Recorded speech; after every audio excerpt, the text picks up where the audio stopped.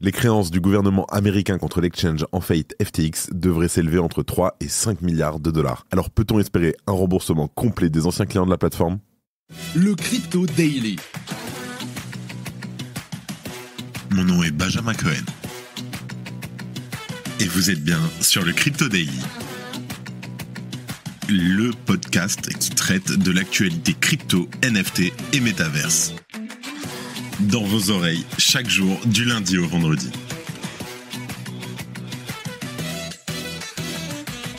Salut, c'est Benjamin du Crypto Daily, j'espère que vous allez bien, c'est vendredi, il recommence à faire beau, on est au printemps, on a tous un petit sourire, et c'est donc notre actualité principale aujourd'hui. On évoquera ensuite le procès à venir du fondateur de Tornado Cash, avant de s'intéresser à l'activité criminelle de la Corée du Nord dans le secteur de la crypto. Mais avant tout ça, comme d'habitude, le coin du marché. Here comes the money. Here we go. La semaine, elle se termine en demi-teinte sur le marché des cryptos. On a un Bitcoin qui perd 2,4% sur les dernières 24 heures et qui se situe à un prix de 65 900 $. L'Ethereum perd lui 2,7% pour un prix de 3 490 $. Le BNB gagne de son côté 4%. Le Sol chute de 6,35%. Le XRP et le Dodge voient leur cours augmenter respectivement de 3,29% et 4%. L'ADA stagne avec une très légère hausse de 0,27%. L'AVAX suit la même trajectoire avec une hausse de 1%. Let's go, on passe aux news. Et on commence donc avec le gouvernement américain qui pourrait réclamer jusqu'à 5 milliards de dollars à FTX. Alors, la bourse de crypto-monnaie FTX a déclaré qu'elle s'attendait à négocier les réclamations du gouvernement américain dans le cadre de sa faillite pour les ramener entre 3 et 5 milliards de dollars. FTX a révélé ses estimations dans ses documents judiciaires mercredi en réponse à la récente affirmation de SBF. Ce dernier a considéré qu'il devrait recevoir une peine de prison légère parce que FTX sera en mesure de rembourser ses clients dans leur intégralité. Pour rappel, si jamais vous étiez sur Mars et que vous n'êtes pas au courant, SBF a été condamné en novembre pour avoir volé 8 milliards de dollars aux clients de FTX. L'actuel PDG de FTX, John Rothschild, a expliqué dans des documents déposés auprès du tribunal des faillites du Delaware que SBF avait déformé les récentes déclarations de la société. Je cite : « Toutes ces déclarations sont à la fois imprudentes et fausses.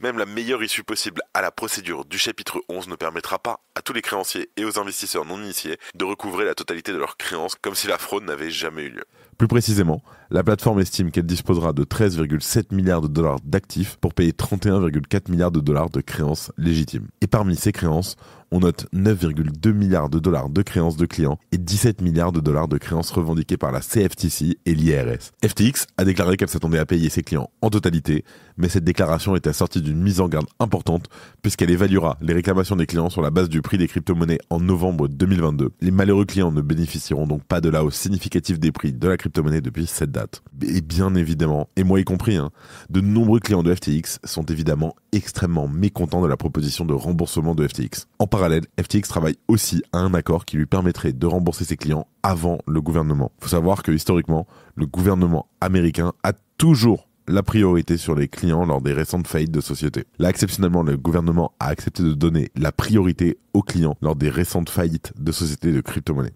Mais en tout cas, si le gouvernement change son fusil d'épaule et n'accepte pas de donner la priorité aux clients de FTX, ces réclamations pourraient diluer de manière significative le montant disponible pour rembourser les clients.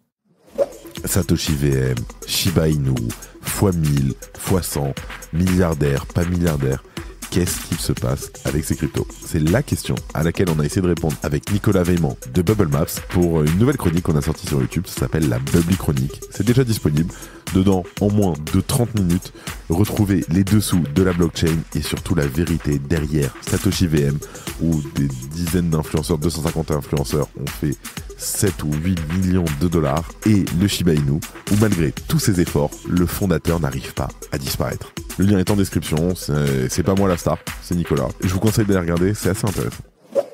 En deuxième news, le développeur de Tornado Cash, Alexei Pertsev, aurait été inculpé. Alors, selon des documents consultés par nos confrères de DL News, Alexei Pertsev aurait été inculpé et son procès commencera le 26 mars prochain. Le développeur de Tornado Cash a toujours nié avoir procédé à du blanchiment d'argent et a défendu le projet d'anonymisation. Selon le procureur, Alexei Pertsev aurait pris l'habitude d'effectuer du blanchiment d'argent via son protocole. En fait, c'est le point saillant de l'enquête et celui qui a suscité la controverse. La défense estime que les procureurs ne peuvent pas démontrer comment le développeur aurait lui-même participé à des actes de blanchiment. Je cite : « Les procureurs suspectent Alexei Pertsev de blanchiment d'argent et ils ont décrit la chose en des termes génériques, mais ils ne spécifient pas exactement quels actes il aurait commis. » c'est bien sûr toute la particularité d'un service décentralisé comme Tornado Cash, il ne repose pas sur une personne ou un développeur. Il semblerait que les procureurs aient quand même chiffré le montant blanchi à 1,2 milliard de dollars. En particulier, ce sont 36 transactions effectuées depuis des plateformes d'échange décentralisées vers Tornado Cash qui ont été pointées du doigt.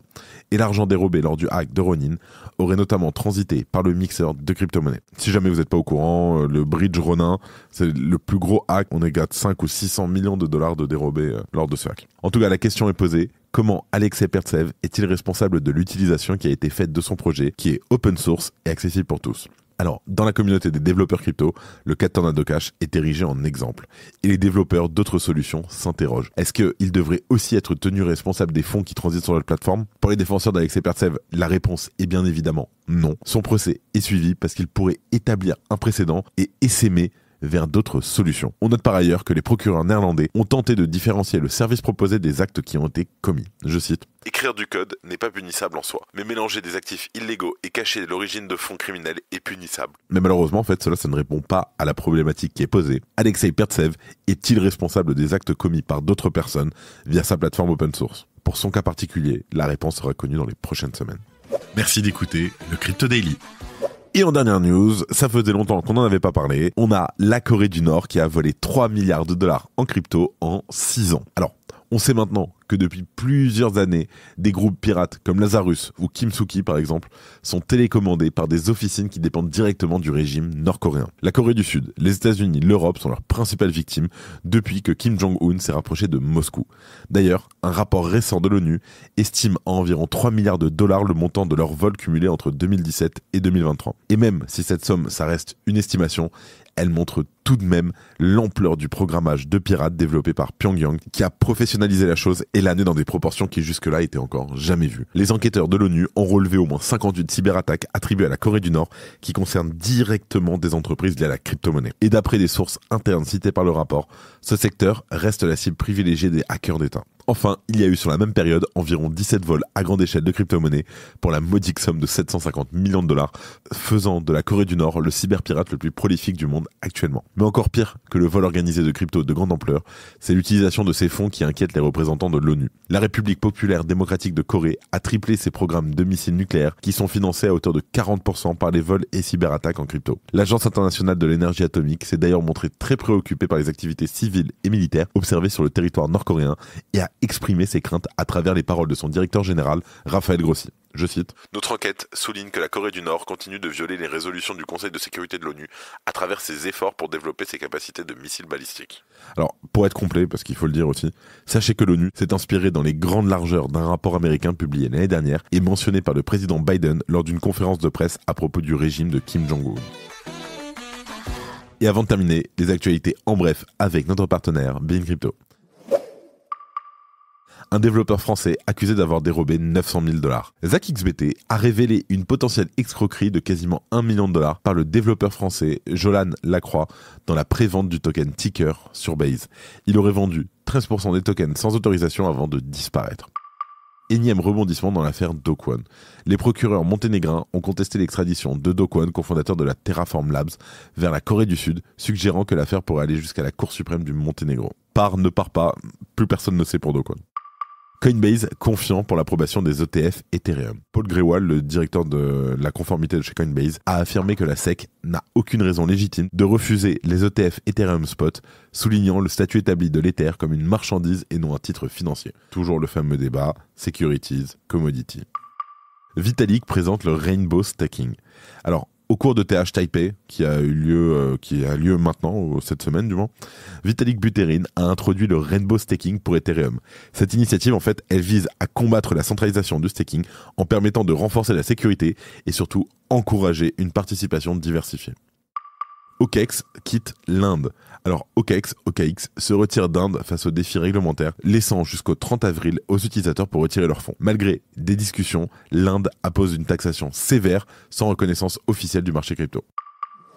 Si je vous disais que gérer vos comptes et vos cryptos pourrait être rémunérateur? Imaginez un monde où votre compte bancaire et votre portefeuille crypto ne font qu'un. Des transferts instantanés et gratuits en euros ou en crypto. Ouais, vous avez bien entendu. Instantané et gratuit. Avec Wiggle, dites adieu à la complexité. Ce n'est pas tout. Wiggle réinvente le cashback avec jusqu'à 7% de retour sur vos dépenses. Qui aurait cru qu'utiliser son argent pouvait aussi être rémunérateur? Et si vous cherchez à maximiser vos rendements, Wiggle vous offre des opportunités d'investissement directement depuis l'application. N'attendez plus. Rejoignez Wiggle dès maintenant et prenez le contrôle de vos finances. Lien en description.